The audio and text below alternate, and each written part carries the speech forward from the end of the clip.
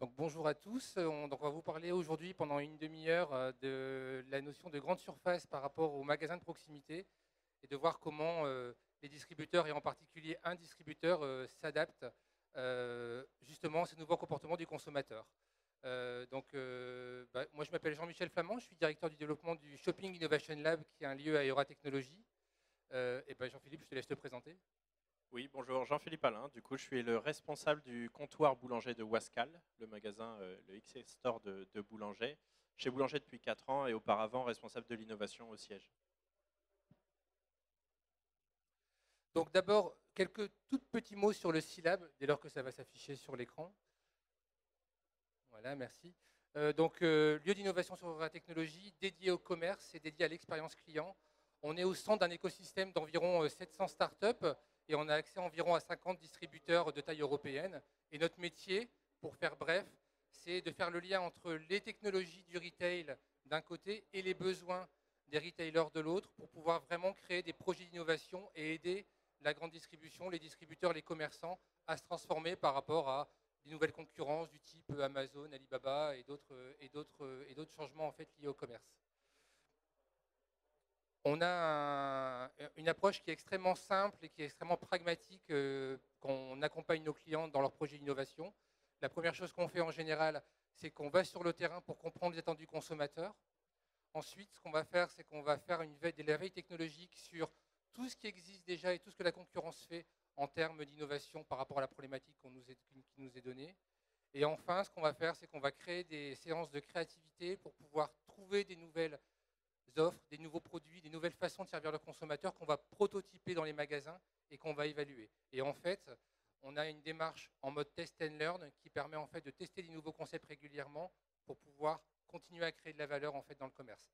Je vous l'ai fait brièvement, mais c'est bien en fait ça que le SILAB fait. Je vous invite à visiter le SILAB si vous avez du temps dans les jours et dans les semaines qui viennent. Donc Jean-Philippe, je te laisse. Non, effectivement, il y a une intro au départ. Le point de départ, c'est l'évolution en fait du comportement des consommateurs que nous on constate régulièrement dans les études qu'on mène avec le PICOM. Et il y en a une en fait en particulier qui était liée en fait à la place du point de vente dans le parcours client en 2024. C'est une étude qui date déjà d'il y a 2 ans, mais qui est vraiment d'actualité encore. Et en fait, on constate qu'il y a un grand changement en fait de comportement des consommateurs par rapport à la grande distribution, par rapport aux commerçants. La première chose, c'est qu'il y a un grand changement dans la notion de mobilité. Aujourd'hui, les consommateurs n'ont plus forcément envie de prendre leur voiture à chaque fois qu'ils vont vouloir faire des courses. Ils ont parfois envie en fait, de pouvoir partir à pied, de pouvoir être libre, de ne pas forcément partir en moyen motorisé. Donc ça, c'est la première chose qui change beaucoup. En fait. On constate d'ailleurs dans une population qui est plus jeune que les jeunes ne passent pas forcément leur permis à 18 ans, n'ont pas forcément de voiture. Il y a de plus en plus d'utilisation du métro, des transports en commun.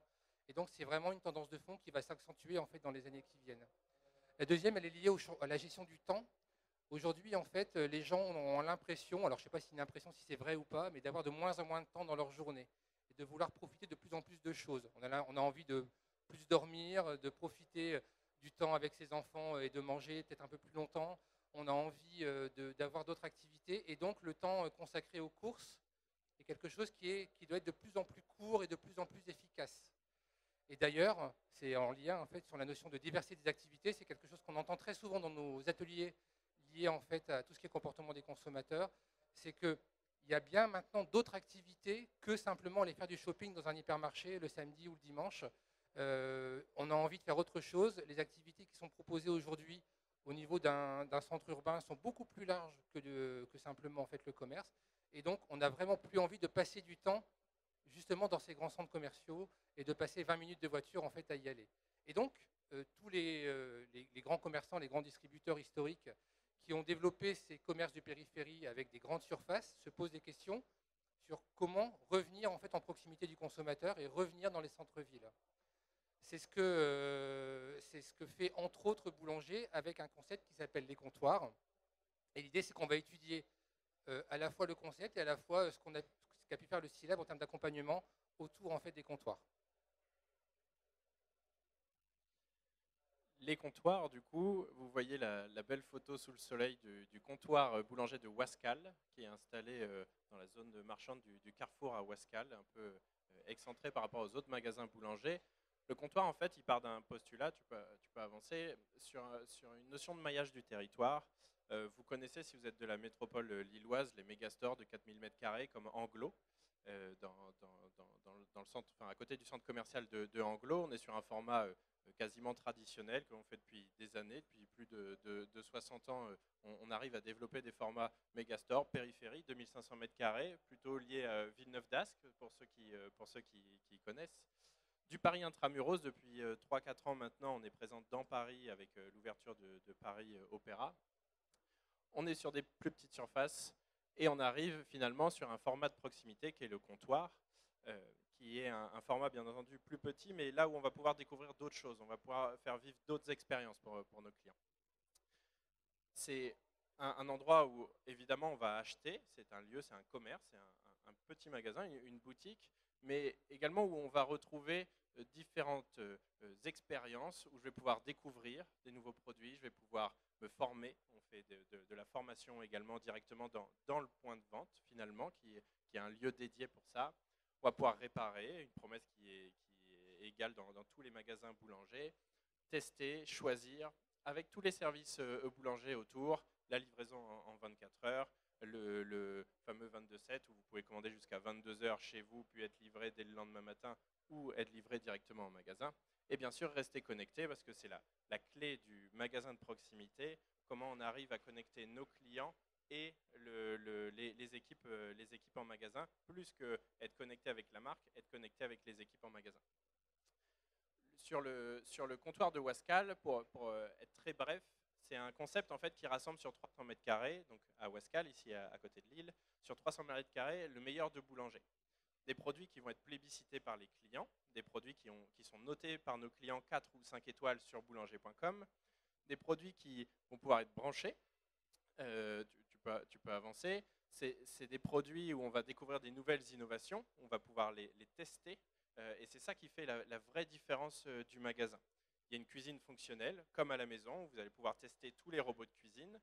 Acheter un robot dans un magasin qui vaut parfois plus de 1000 €, ça revient finalement à acheter une belle boîte. Ici, on va pouvoir le tester avant, faire une recette, arriver soit avec ses aliments si on veut faire quelque chose de particulier, soit utiliser les aliments qui sont à disposition au magasin et découvrir dans l'usage l'innovation autour des robots, l'innovation autour de la machine à laver. Par exemple, toutes nos machines à laver sont branchées, vous pouvez les utiliser, nos fers à repasser sont branchés, vous allez pouvoir utiliser les brosses à dents électriques, il y a une cage à drone également, on va réellement pouvoir tout tester. Les produits branchés, finalement, vu qu'on a une sélection de produits, on va retrouver les top produits. Et ces produits, ça va être des produits qui vont être demandés par les clients pour tester, par exemple, la réalité virtuelle. Alors ici, on peut la tester relativement facilement, mais le client qui vient chez nous ne l'a peut-être jamais vu, pour tester une imprimante 3D, pour tester une trottinette électrique, par exemple. C'est un condensé d'expérience. On va retrouver sur les 300 m² le meilleur du physique, entre guillemets, tous les services qu'on va pouvoir donner à nos clients, des formations, de l'accompagnement sur la prise en main d'un nouveau produit, du service après-vente de premier ordre, entre guillemets, résoudre des petites questions, des petites problématiques d'usage qui font que le produit il peut tomber en panne. Ça, c'est le format de proximité qui va permettre une relation plus sincère avec le client, de se détacher parfois un peu de la relation purement commerciale et de l'accompagner dans la vie avec l'enseigne, mais dans la vie avec son produit de A à Z. Des services complémentaires du web, alors ça fait un peu vieille école de se dire il y a le web d'un côté, il y a le magasin de l'autre. Ce qu'il faut se dire, c'est que la part de marché de boulanger.com sur notre magasin est très importante. Et c'est un service complémentaire qu'on rend à nos clients, où ils peuvent commander sur boulanger.com, venir retirer le produit dans le magasin, se faire former, le ramener s'il y a du SAV, commander avec des choses différentes d'un site internet classique. On peut passer par, on a un système de SMS, où en grand sur notre façade, ce n'est pas un 0800 qui est marqué, mais c'est un 06. Vous pouvez communiquer avec nous par SMS. Parce que, suivant où vous êtes, suivant votre affinité avec l'ordinateur, suivant le temps que vous avez, vous allez préférer parfois utiliser le SMS, parfois utiliser votre mobile, parfois utiliser votre ordinateur, parfois venir nous rendre visite au magasin pour poser une question. Et c'est ça qui fait la vraie complémentarité, que ce soit du modèle boulanger, mais également du modèle sur la métropole, par exemple, où on va avoir 6 magasins, du coup, 6 magasins boulangers avec des tailles différentes, avec des concepts différents et du coup avec des attentes clients qui peuvent être différentes. Tous les familles de produits sont représentées. On va retrouver le meilleur de tout sur du cooking, sur du bien-être, sur des jeux éducatifs. On a pas mal de formations, pas mal de mise en avant autour du Smart Kids, des jeux numériques qui vont plus loin que Fortnite ou Angry Birds sur votre tablette. Des vrais jeux où l'enfant va pouvoir être en lien direct avec le numérique, mais apprendre des choses, apprendre à coder. On a fait des formations autour du codage d'un jeu vidéo, autour de la robotique également, ou autour de l'impression 3D. On va faire des animations quotidiennes pour démontrer, faire découvrir, donner envie, toujours dans les valeurs de boulanger, autour de la découverte, de l'usage et du plaisir. Les différentes problématiques que l'on a, aujourd'hui, des comptoirs, il en existe 5. Alors, récemment, avec les galeries Lafayette également, on a des comptoirs, mais on a une vraie problématique autour de l'ajustement de l'offre locale. On a 5 comptoirs qui sont positionnés à des endroits différents avec des zones de chalandise différentes. On a Merlimont à côté du Touquet, pour ceux qui connaissent. On a Amiens à côté d'une gare, Rouen en plein centre-ville, Metz dans un centre commercial. Et automatiquement, l'offre doit être adaptée. Quand on a un magasin de 4000 m², évidemment qu'on va s'adapter, mais finalement, on va présenter quasiment une offre complète. Là, on va devoir s'adapter par rapport au style de vie de ma zone de chalandise, par rapport au fait d'avoir un parking ou pas avoir un parking, par rapport au fait d'utiliser des services de livraison, par exemple, ou même la concurrence dans un rayon très proche. Une deuxième grande problématique, c'est passer de la vente physique, comme on sait bien le faire dans un magasin où on a un rayon avec 20 machines à laver. Finalement, on va vendre une des machines à laver qui est présente ici. De passer de cette vente physique à une extension de gamme qui n'existe pas finalement, une extension de gamme qui est présente dans des outils numériques. On a des écrans pour projeter à taille réelle des machines à laver. Des machines à laver, dans mon magasin, j'en ai qu'une petite dizaine. On en vend plus d'une centaine sur notre site, avec des caractéristiques différentes, avec des caractéristiques d'usage différentes. Et c'est important de pouvoir montrer en taille réelle le bandeau de la machine à laver, par exemple, ou de pouvoir permettre au client de se projeter avec sa machine à laver. Cette extension de gamme, finalement, qui doit être faite par les équipiers du comptoir, entraîne va être en fait mise dans une vente qui est complètement différente, où auparavant on allait avec son client de produit à produit. Là, on va trouver l'usage de son client, l'accompagner. Auparavant, il faut connaître bien entendu ces gammes différemment avec des critères d'usage pour pouvoir orienter plus facilement les clients. Et la troisième problématique qui est importante, c'est le taux de transformation. Taux de transformation, surtout à l'ère dans laquelle on vit, on parle beaucoup de taux de transformation sur le web. On connaît le taux de transformation qu'on appelle le taux de concrétisation dans un magasin, où on prend le nombre de clients qui rentrent, qui normalement avaient une intention d'achat par rapport au nombre de factures qui sortent, et on a un taux de transformation qu'on analyse d'année en année. Sur un magasin de proximité comme celui-ci, où on va proposer des services qui peuvent être complètement dissociés d'un acte marchand, le taux de transformation, finalement, le taux de transformation comme on le calculait avant, il n'a plus vraiment lieu d'être.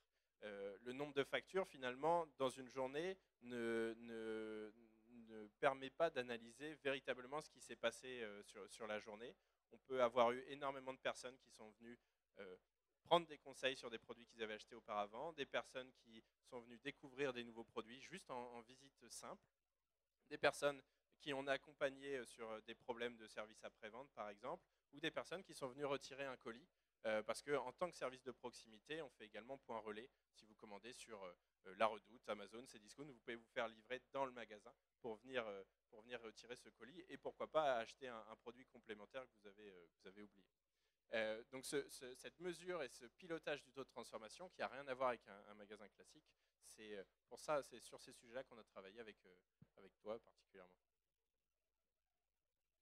Oui, donc l'idée, pourquoi est-ce que les comptoirs ont fait appel au Scilab? Ça faisait à peu près 1 an que vous étiez en exploitation, je pense qu'on a commencé à travailler ensemble, il me semble que c'est ça.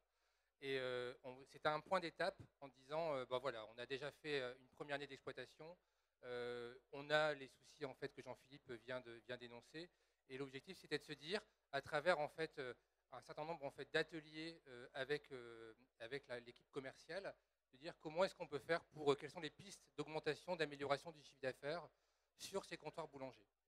Donc la démarche en fait qui a été instituée par le SILAB, c'est exactement la démarche que je vous ai exposée tout à l'heure dans la petite roue que vous avez vue.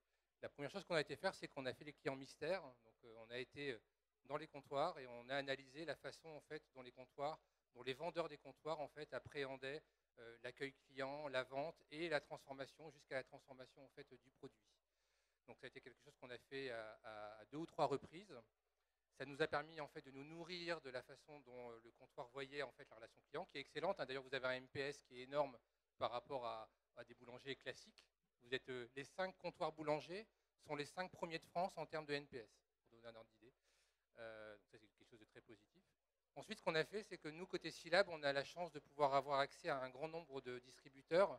Et donc, en fait, on a pu faire une comparaison des pratiques avec d'autres distributeurs qui pratiquent la proximité. Et qui ont aussi, où on peut avoir des problématiques dans la proximité liées en fait à l'accompagnement des équipes de vente. On peut avoir des problématiques liées au modèle économique parce que les surfaces sont plus petites et donc les chiffres d'affaires au mètre carré sont parfois plus petits que sur une grande surface. Donc des problématiques associées, des problématiques de marge. Et l'idée, c'est qu'on a pu faire une comparaison entre les bonnes pratiques qui pouvaient se faire dans d'autres domaines dans une notion de proximité et ce que pouvaient faire les comptoirs.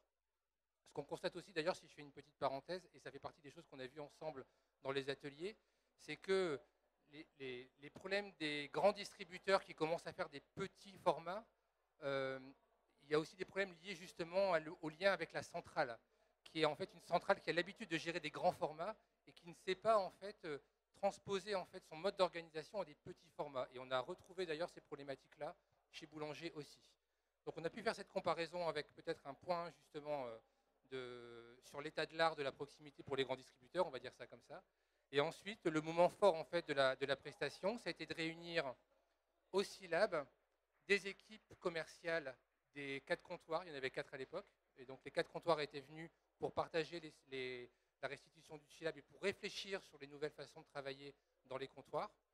Et on a fait venir aussi l'autre moitié de l'équipe dans l'atelier, c'était des gens de la centrale, pour que la centrale comprenne bien aussi la problématique des comptoirs et puisse aussi éventuellement transformer aussi le mode de fonctionnement vis-à-vis des comptoirs. Parce que quelque part, c'est un ensemble global qui doit faire que ça fonctionne mieux.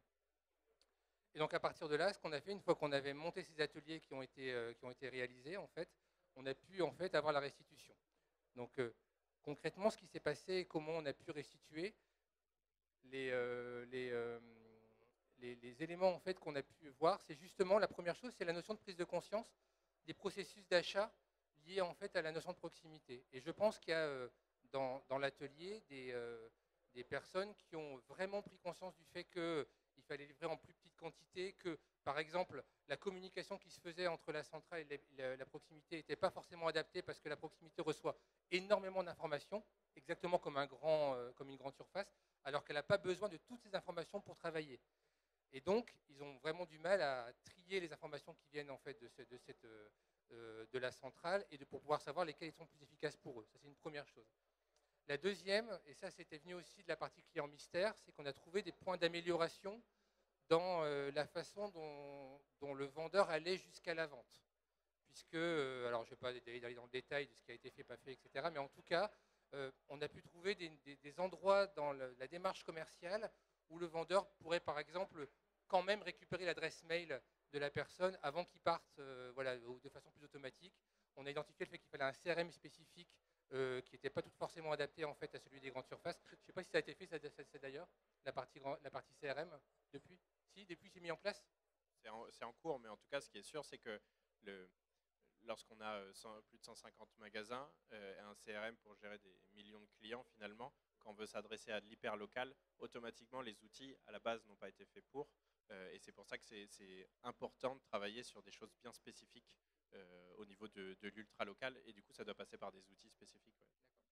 Donc, ce sont des choses qui ont été identifiées en fait, lors de cet atelier. Et enfin, le dernier point, ce sont des choses qui seront plutôt en projection sur l'année 2019, c'est qu'on a identifié de nouveaux modèles économiques et de nouvelles façons de communiquer pour les comptoirs. Quand on ouvre une surface de 4000 m² dans une ville, on met les moyens, on affiche des 4x3, enfin voilà, on a beaucoup plus de sous aussi pour le faire, donc on a des gros moyens de communication. Quand on ouvre un comptoir de 400 m², c'est forcément pas forcément les mêmes moyens de communication qui sont mis en place. Donc pour tracter le flux dans un magasin comme celui-ci, forcément il faut qu'on soit plus malin et qu'on soit sur des modes de communication qui sont beaucoup plus light, mais qui impactent beaucoup plus la proximité.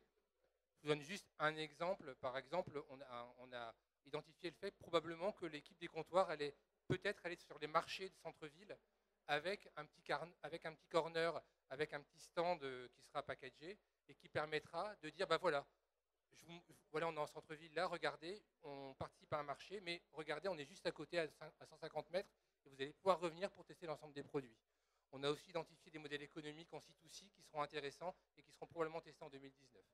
Donc l'idée, c'est qu'on a fait le tour en fait de tout ce que le comptoir pouvait faire en termes d'amélioration de son chiffre d'affaires dans les années futures.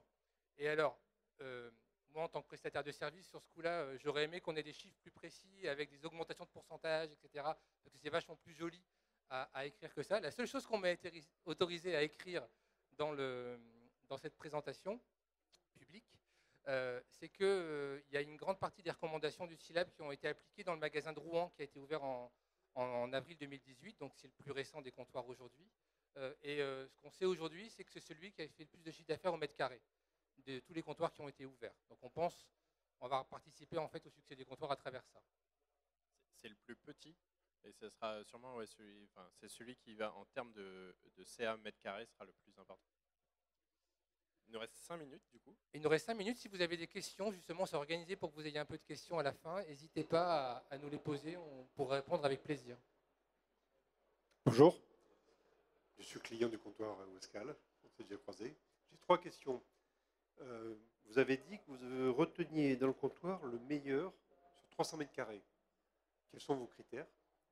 La deuxième question, elle porte sur la formation des hommes, puisque vous choisissez d'exprimer physiquement ou virtuellement toute la gamme avec moins de personnes.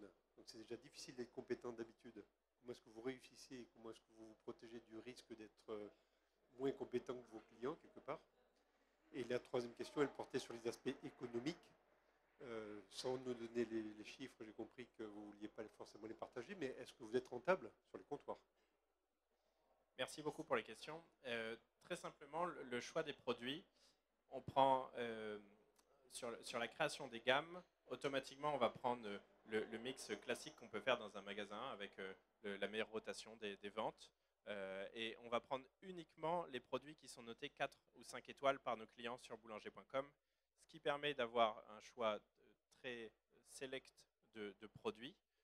Les meilleures ventes vont changer d'un mois à l'autre, donc la gamme va évoluer. Et après, sur des outils qu'on a pour ajuster nos gammes, on va en gros avoir 50% de notre gamme qui va être commune à l'ensemble des comptoirs et l'autre 50% qui va être à la charge des responsables comptoirs par rapport à la zone de chalandise, par rapport à l'appétence des clients, l'appétence de mes collaborateurs également sur certains produits et le mix en fait qu'on veut pousser dans le magasin. Quant à la deuxième question sur la formation, évidemment ça a posé des problématiques importantes lorsqu'on a lancé les comptoirs.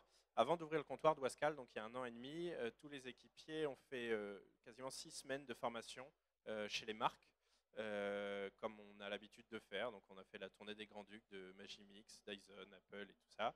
Et il y a eu une formation purement théorique, entre guillemets, sur la plupart des produits, avec des caractéristiques techniques. Et on se rend vite compte que c'est un peu obsolète par rapport à un concept comme le comptoir, où on parle quasiment uniquement d'usage. Donc on n'a pas des experts techniques. Mes équipiers ne connaissent pas la puissance en watts de chaque robot de la gamme boulanger. Mais par contre, c'est très facilement expliqué quel accessoire on va devoir utiliser avec ce robot pour faire tel type de pâte, quel apport va apporter cette technologie en usage pur sur une machine à laver, ou comment on va pouvoir connecter très facilement un système de son dans la maison. Et vous avez sûrement dû le vivre si vous êtes client. Bah, si on ne sait pas, on cherche avec le client, on l'accompagne, on va traduire des caractéristiques techniques en caractéristiques d'usage, parce que ça, on sait le faire.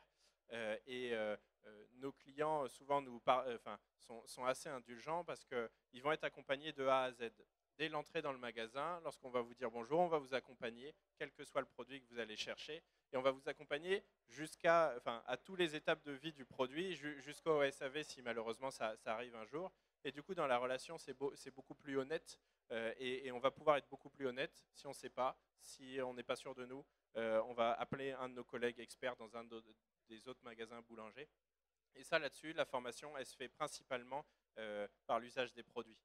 Des marques nous ont prêté des produits qui tournent chez les équipiers, des robots de cuisine pour mieux savoir en parler finalement. C'est les utilisateurs qui savent mieux en parler que juste voir des caractéristiques sur une boîte. Et pour la dernière question sur l'aspect économique, on n'est pas très friand pour partager des choses comme ça, mais en tout cas, ce qui est sûr, c'est que le modèle, il est tout proche d'être calé. En tout cas, c'est l'ambition sur notre première année pleine. Un petit commentaire sur la partie modèle économique. Il ne faut pas voir, dans le cadre d'un grand distributeur comme Boulanger, le modèle économique seul de la proximité et du comptoir. Il y a par exemple une statistique, je ne vais pas donner précisément, mais on sait que pour les comptoirs, lorsqu'il y a un comptoir qui arrive en centre-ville, le chiffre d'affaires de boulanger.com de la zone de chalandise est plus important. Et donc, ce qu'il faut entendre quand on parle de proximité chez un grand distributeur, c'est le modèle global.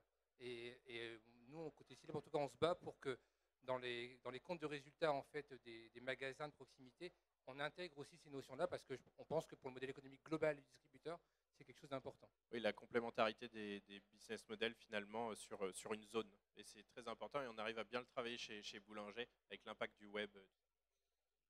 Peut-être encore une question? Non, c'est fini? C'est fini. Ben, on vous remercie beaucoup pour votre attention. Jean-Philippe et moi, on est juste à la sortie. Si vous voulez continuer à discuter, n'hésitez pas. Merci beaucoup.